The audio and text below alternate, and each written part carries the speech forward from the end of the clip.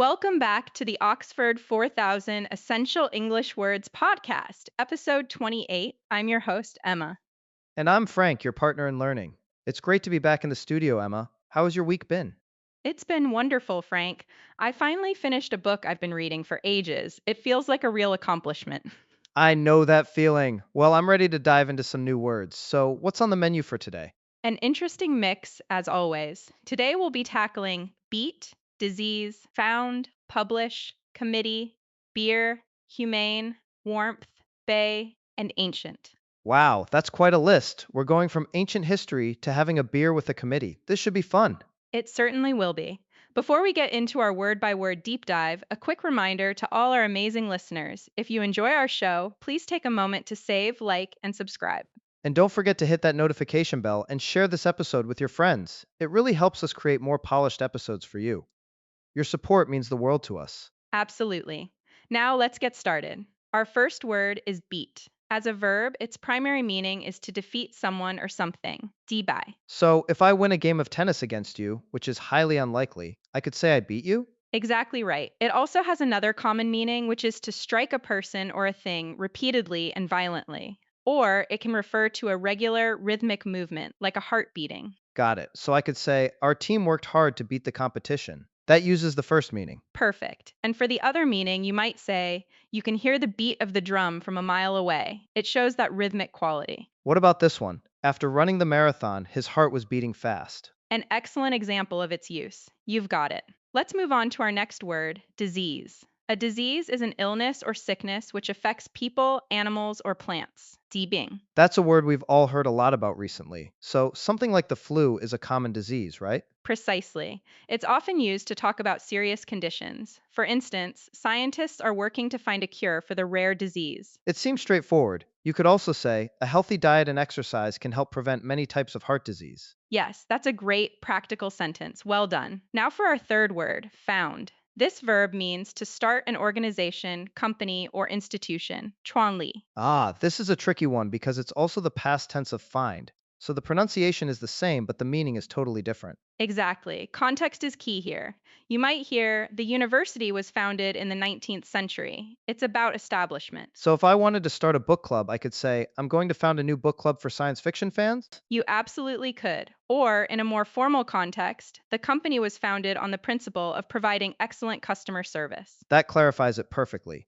You've got to listen carefully to know if someone is talking about starting something or finding something they lost. That's the challenge. Next up, we have publish. To publish means to prepare and issue a book, journal, piece of music, or other work for public sale. 出版. I've always dreamed of becoming an author and getting my novel published. So that would mean a company prints and sells my book? That's the dream, yes. For example, the newspaper refused to publish the controversial story. Or she is looking for a company that will publish her collection of poems. Both sentences are perfect. It can also refer to making information available online. For instance, the government will publish the report on its website tomorrow. That makes sense in our digital world. Moving on? Our fifth word is committee. A committee is a group of people appointed for a specific function, typically consisting of members of a larger group. 委员会. Ah, the famous committee. I was on a planning committee for a school event once. We mostly argued about the color of the balloons. That sounds about right. A classic committee experience. A good sentence would be the management committee meets every first Monday of the month. Or she was elected to serve on the town's finance committee. It seems like a very formal and official word. It often is. Nicely done, Frank. We're halfway through. Before we continue, a quick reminder to save this episode's word list and subscribe so you don't miss our next set of 10 words. Yes, please do. Now, what's next? Is it the word I think it is? It is. The word is beer. It's an alcoholic drink made from yeast fermented malt flavored with hops. Pijo. Finally, an easy one. After a long week, there's nothing better than a cold beer with friends. I'm not much of a beer drinker myself, but I understand the appeal. You could say, he ordered a pint of beer at the pub. Or, this local craft beer has a very unique, fruity flavor. It's a simple word, but a good one to know for social situations. It certainly is. Now for a word with a bit more moral weight humane. This adjective means having or showing compassion or benevolence. 人道的. That's a beautiful word. It's about being kind, especially to those who are suffering. We talk about the humane treatment of animals, for example. That is a very common and important collocation. A sentence could be the organization works to ensure the humane treatment of farm animals. You could also apply it to people. The new prison reform aims to create a more humane system for inmates. An excellent and powerful example. It's about basic decency and kindness. Definitely a word worth remembering. I agree. Let's move to our eighth word warmth. Warmth is the quality, state, or sensation of being warm, moderate heat. 温暖. Like the warmth of the sun on your face or the warmth of a cozy fireplace in winter. It's a very comforting word. It is. It can be literal, like in your examples, or figurative. For instance, she was grateful for the warmth of the blanket. That's literal. And for a figurative example, how about this? He greeted us with such warmth and friendliness that we immediately felt welcome. That's perfect. It captures the emotional, welcoming sense of the word beautifully. You've really got the hang of this, Frank. I'm trying. It helps having a great teacher. You're too kind. Our ninth word is bay. A bay is a broad inlet of the sea where the land curves inwards. 海湾. Oh, like the San Francisco Bay? A large curved part of the coastline. Exactly that. A classic example. You might say, we sailed our boat across the bay to the small island. I can picture that. Here's another one. Their hotel room had a beautiful view overlooking the bay. Lovely sentence. It creates a very clear and peaceful image. Okay, on to our final word for the day ancient. This adjective means belonging to the very distant past and no longer in existence. 古代的. Like ancient Rome or ancient Egypt, we're talking about things from thousands of years ago. Correct.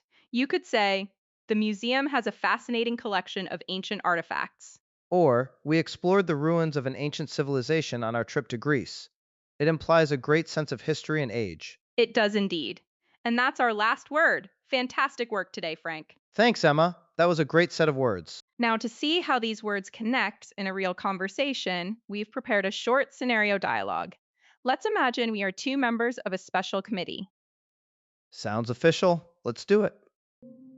Frank, I'm glad the committee could meet. This project to found a new animal shelter is very important. I agree, Emma. It's our duty to ensure the humane treatment of these animals. Some of the practices at the old shelter were not acceptable. They felt like something from a less enlightened time, almost ancient in their cruelty. Our goal is to bring some warmth and compassion back. Well said. I found a perfect location down by the bay. It's peaceful and has plenty of space for the animals to run. That's wonderful news. A location by the bay would be ideal. We need to beat the deadline for the grant application. I know. I've also been talking to a journalist. She wants to publish a story about our work. It could help us fight the disease of public indifference. Excellent thinking. Getting the word out is half the battle. Once we get this proposal approved, I think a celebratory beer is in order. I'll drink to that. A toast to a more humane future. A perfect end to the meeting. As you all heard, we used all 10 of our words in that short dialogue. Notice how ancient was used figuratively to describe outdated practices and how warmth referred to emotional kindness. And we managed to connect committee, found humane, and even beer in one single conversation. It shows how versatile these words are. Now, it's time to put our listeners to the test with our Chinese to English practice segment. I'll give you a sentence in Chinese using some of today's words, and you try to translate it into English. Ready? We're ready when you are, Frank. Okay, here is the first challenge sentence.